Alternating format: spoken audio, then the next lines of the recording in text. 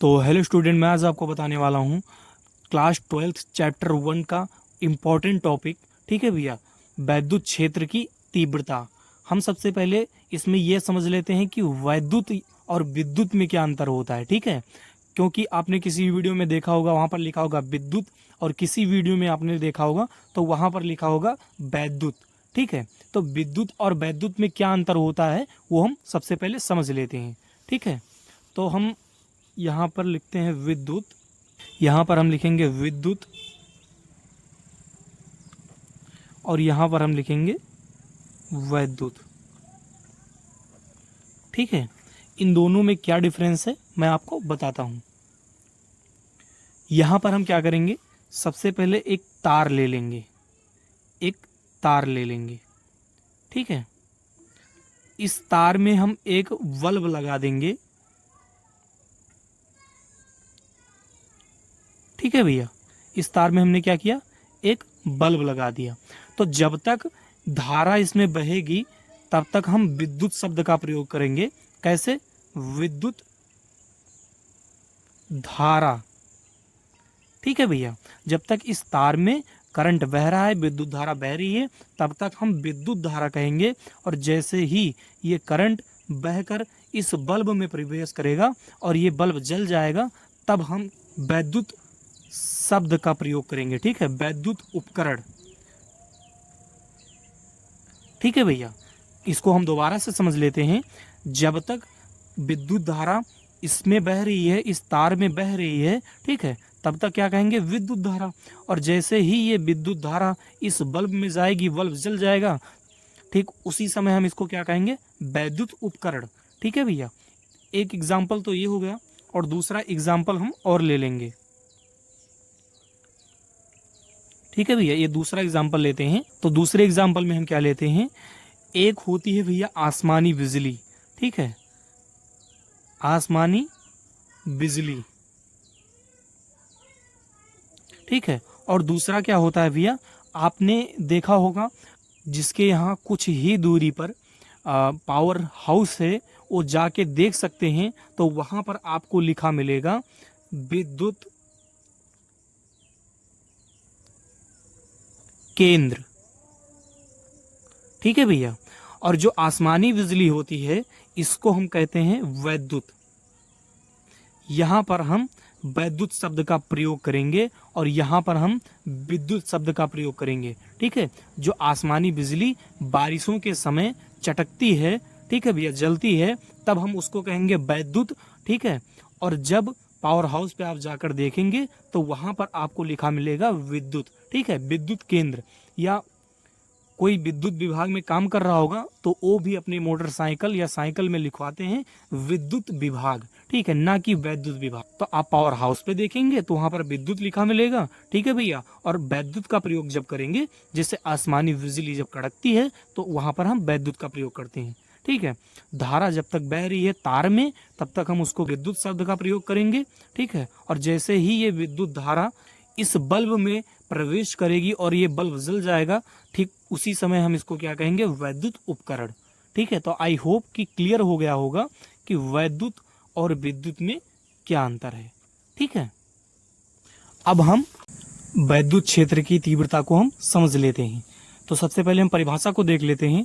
ये क्या कह रहा है कि वैद्युत क्षेत्र के किसी बिंदु पर धन परीक्षण आवेश जितने बल का अनुभव करता है, उसे उस बिंदु पर वैद्युत क्षेत्र की तीव्रता कहते हैं।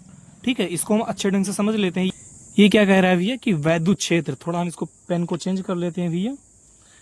वैद्युत क्षेत्र, तो हम एक वैद्युत क्षेत्र बनाएंगे। ठीक है,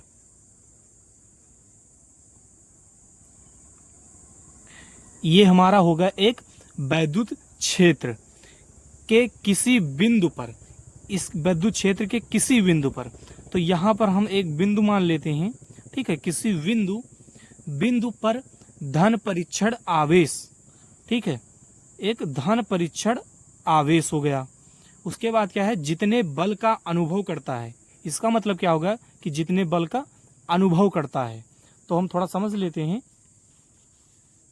ये कह रहा है कि एक विद्युत क्षेत्र है जिसमें किसी बिंदु पर एक धन परीक्षण आवेश रखा है। ठीक है, तो ये आवेश, ये जो आवेश जितने बल का अनुभव करता है उसे उस बिंदु पर वैद्युत क्षेत्र की तीव्रता कहते हैं। तो आवेश जितने बल का अनुभव करता है, ये बल का अनुभव करेगा कैसे? ठीक है, एक बल का अनुभव करेगा इस तरफ एफ वेक्टर। तो बल का अनुभव कैसे ये करेगा? तो एक तो पहले से ही वैद्युत क्षेत्र है, ठीक है, और दूसरी बात यहाँ पर प्लस क्यू नॉट आवेश है, तो ये भी एक वैद्युत क्षेत्र क्रिएट करेगा भैया। ये जो विद्युत क्षेत्र है प्लस क्यू आवेश से ये भी बना है, ठीक है, और ये भी क्या है? प्लस क्यू नॉट आवेश। आप सोचेंगे कि इसका जो विद्युत क्षेत्र है इतना छोटा क्यों बनाया है? तो इसका एक कारण है कि क्यू मतलब आवेश और नॉट का मतलब होता है नहीं।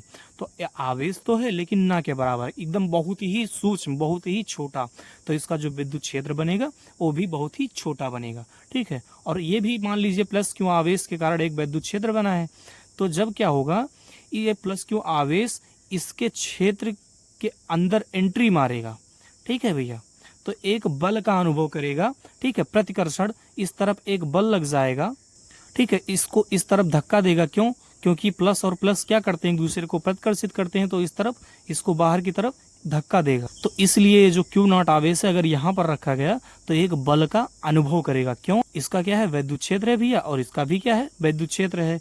इसके ही क्षेत्र में जैसे एंट्री मारेगा तुरंत ही एक बल का अनुभव करेगा, एफ वेक्टर। सो आप समझ गए होंगे, इस तरफ क्या होगा? एक बल लगेगा, एफ वेक्टर। ठीक है, अब हम थोड़ा इसको ऊपर कर लेते हैं। यहाँ पर हम थोड़ा लिख लेते हैं, यदि वैद्युत क्षेत्र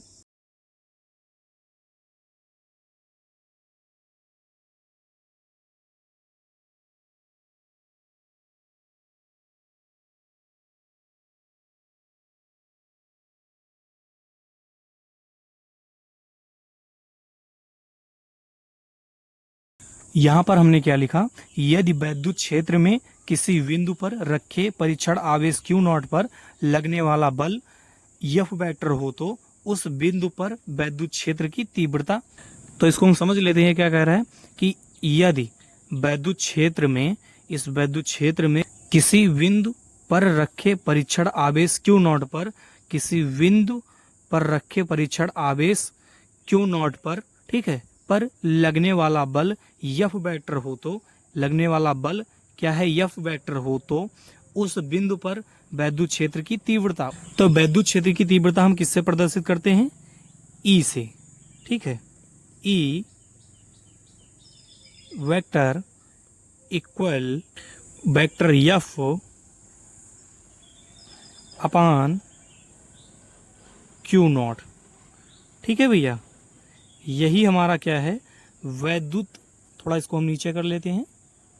हाँ, अब आपको दिखा देते हैं वैद्युत क्षेत्र की तीव्रता का फॉर्मूला। ठीक है भैया, यही हमारा क्या है? वैद्युत क्षेत्र का तीव्रता का फॉर्मूला हो। इसका मात्रक हम यहीं पर समझ लेते हैं। यफ, यफ का मतलब क्या हुआ? बल। तो बल का मात्रक क्या होता है? न्यूटन। ठीक है भैया, न्यूटन प्रति कूलाम। ठीक है, क्यों? क्यों का मतलब हुआ आवेश, आवेश का मात्रक क्या हो गया? कूलाम। तो न्यूटन प्रति कूलाम। हम इसमें एक एक पॉइंट को अच्छे ढंग से समझ लेंगे। ये यफ क्या है? तो यहाँ पर लिख लेते हैं यफ, पेन चेंज कर लेते हैं भैया। ये क्या है? परीक्षण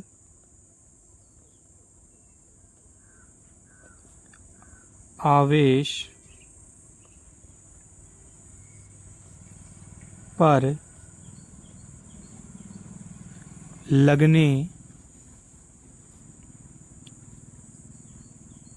वाला बल। ठीक है भैया, यहाँ पर लिख लेते हैं क्यू नॉट। तो क्यू नॉट क्या है? परीक्षण आवेश है, परीक्षण आवेश। ठीक है भैया, और ये ई क्या है? तो ई क्या है? ई वैद्युत क्षेत्र की तीव्रता।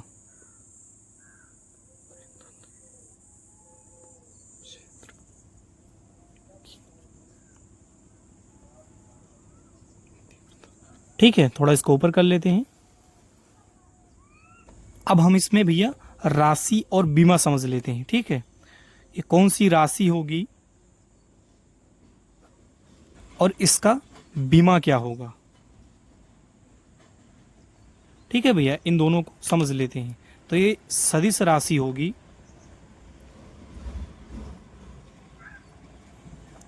ठीक है, और ये बीमा इसका क्या होगा भैया, तो हम निकाल लेते हैं इस फॉर्मूले से इसका बीमा। कैसे, बल, यफ का मतलब क्या हुआ, फोर्स, फोर्स का मतलब क्या हुआ, बल, तो बल की बीमा क्या होती है, यम यल टी के घात -2। ठीक है भैया, फिर इसके बाद क्या लगा है, अपान, तो हम लगाएंगे अपान। उसके बाद क्यों, थोड़ा यहाँ पर हम देख लेते हैं क्यों बराबर क्या होता है, Q equal to I T, धारा तथा समय, आई का मतलब हुआ धारा और टी का मतलब हुआ समय, और इनटू यहाँ पर क्या होता है, गुणा का चिन्ह, तो धारा तथा समय के गुणनफल को हम क्या कहते हैं, आवेश। ठीक है, तो क्यों बराबर क्या होता है, आई टी, तो आई टी, आई मतलब धारा और टी मतलब समय। ठीक है, तो इसका क्या हो जाएगा बीमा, ए टी। ठीक है, तो यहाँ इसका हम रख देते हैं, इसका हम रख देते हैं भैया A T.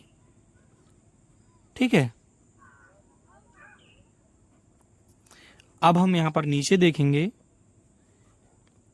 M L T के घात -2, और दूसरा क्या है, इसको हम ऊपर ले जाएंगे तो ये क्या हो जाएगा, माइनस में हो जाएगा, इसके पावर -1 लग जाएगा और टी के घात -1 लग जाएगा। ठीक है भैया, इसको हम बंद कर देते हैं। अब क्या करेंगे, लिखेंगे यम यल टी के घात, एक तो टी माइनस यहाँ पर है और यहाँ पर भी क्या है, टी माइनस है, तो ये माइनस और ये माइनस जुड़ जाएगा तो टी के घात -3 हो जाएगा। ठीक है, और ये क्या है, ये इनवर्स, यहाँ पर क्या करेंगे भैया, हम इसको ब्रैकेट को बंद कर देंगे। ठीक है, तो यही हमारा क्या हो गया, विद्युत क्षेत्र की तीव्रता का बीमा। तो धन्यवाद।